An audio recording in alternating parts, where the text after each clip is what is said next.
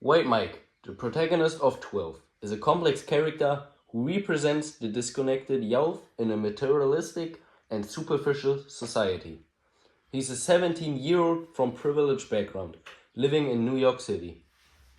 Although he is surrounded by people, he often feels isolated. His wealth allows him to move between different social circles, but instead of bringing him closer to others, it makes him lonelier. Mike sees the world with a cold, detached perspective, noticing the emptiness and superficiality around him. Despite being intelligent and observant, he struggles with emotional connections. He is distant from his family and has no deep friendships. The world he sees seems meaningless, and he turns to drugs to escape his reality. Although he is part of the party and drug culture, he does not truly belong there. His detachment leads him into self-destructive behavior, making his life feel emptier every day. Mike's story reflects the struggles of young people in a society that demands perfection, but also thrives on failure. He appears emotionless, but his indifference is a reaction to a world that values material success over real connections. He is both a victim and a product of his environment. In the end, White Mike is more than just a cold and distant character. He symbolizes a generation searching for a meaning in a society obsessed with status and pleasure. His journey in 12 is a commentary on modern life, showing how people who seem to have everything can still feel empty inside. His character reminds us of the dangers of emotional isolation and the need for deeper human connections in a world that often feels fake and shallow. This is Jessica. A character in Nick McDonald's 12 represents the struggle of wealthy, privileged teenagers dealing with identity issues and emotional emptiness. She seems to have a perfect life, surrounded by luxury, parties, and materialism. But deep inside, she feels disconnected and lost. Although she is popular and attractive, her happiness is only a facade.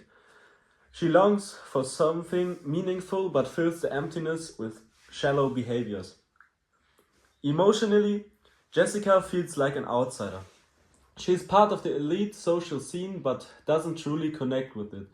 Despite being constantly surrounded by people, she often feels alone. Her relationships are unfulfilling and add to her feelings of isolation. She is involved to White Mike, the book protagonist, but their relationship is full of emotional distance and confusion. The people around her, including her friends, are also lost in their pursuit of pleasure, making her feel both included and disconnected at the same time. Jessica's biggest struggle is with identify. She cannot form deep emotional connections because she is trapped in a world ruled by appearances. Her upbringing in a society that values status and success has shaped her into someone who constantly searches for purpose but never finds it. To escape, she turns to drugs, like many others in 12. Her substance abuse is a way of numb her emotions and feel the emptiness inside her. However, this self-destructive behavior only depends her internal conflict. In the end, Jessica is a tragic figure. She embodies the confusion, loneliness, and emotional detachment that can come from with privilege. Her beauty and social status do not bring her happiness.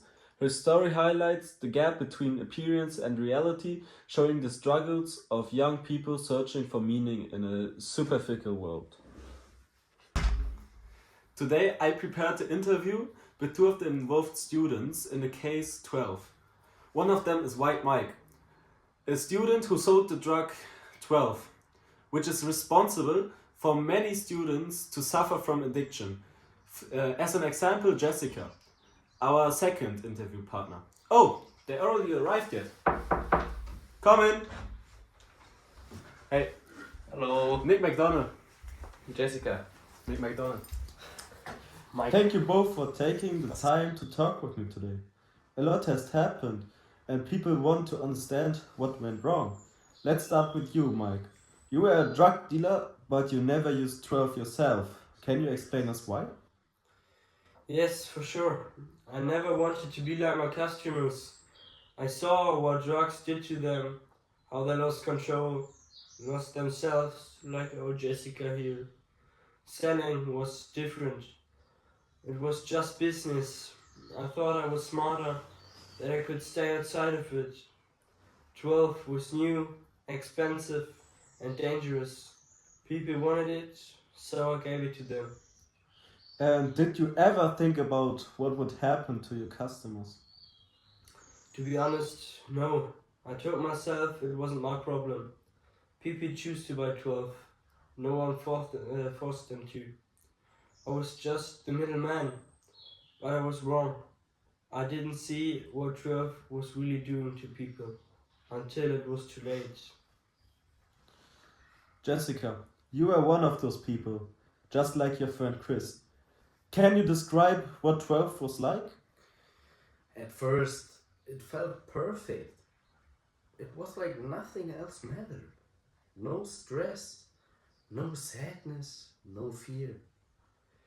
It made me feel powerful, like I was on top of the world. But it didn't last. The more I used, the less real everything felt. And soon, I wasn't taking 12 to feel good.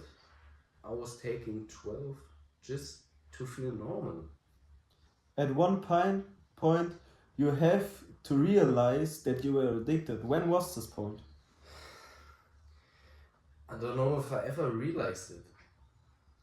I kept telling myself I was fine, that I could stop any time, but then I started making excuses.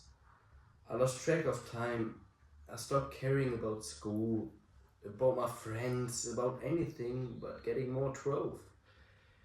It was until Chris died that I truly saw what was happening.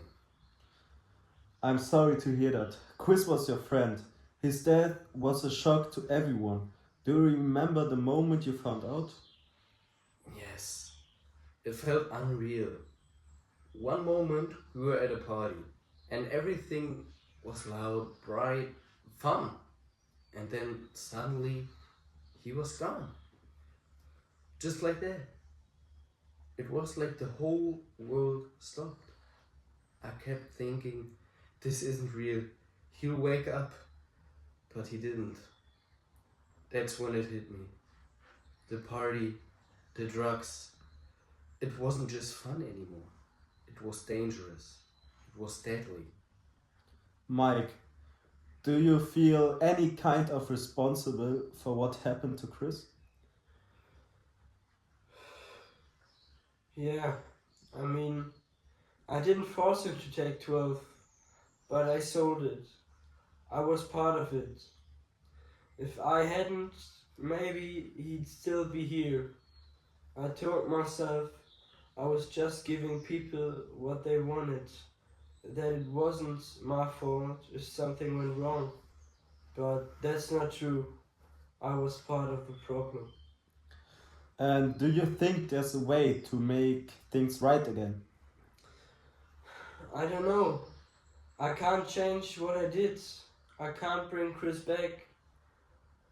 But I don't want to be that person anymore. I don't want to destroy lives.